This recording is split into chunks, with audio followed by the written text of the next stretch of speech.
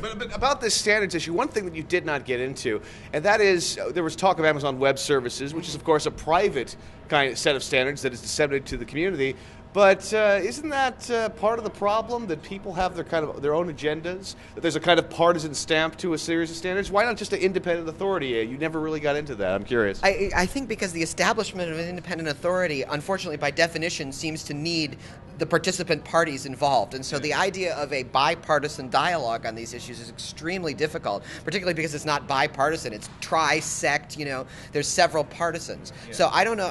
I would be curious to know how the establishment of an independent governing body would happen, and therefore, and how it would be equally representative of all perspectives. Well, if not an independent authority, then certainly a consortium of some kind, I would think. I mean, we have plenty of people who are at war at the end of your panel, and so I'm wondering if, what hopes there are really if people are constantly, debating over who has the better standard. The biggest mystery to me is the inability of people to work together. It seems to me that something people of a younger generation seem to do intuitively, and of the generation that is largely ruling publishing seems to think that competition means shifty-eyed stares across the lunchroom, and therefore not working together.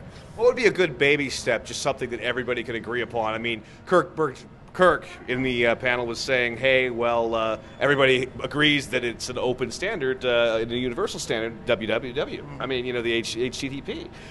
Is there anything now that you anticipate seeing as perhaps the next step in terms of getting people to, can't we all just get along? I think an educational lunch with the digital initiative people at publishers and the online marketing people, they need to all get together and say, well, maybe our larger corporate structure isn't quite there yet, but we are.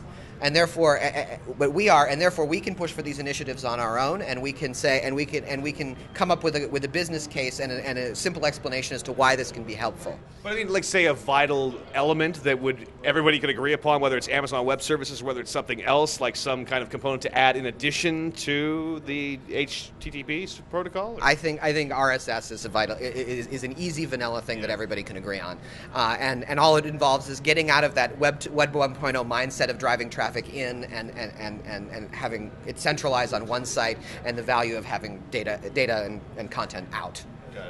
Well, you, sir, have to catch a plane, but thanks very much for talking with me, Kevin. Absolutely. Thanks for having me. Thanks. Okay.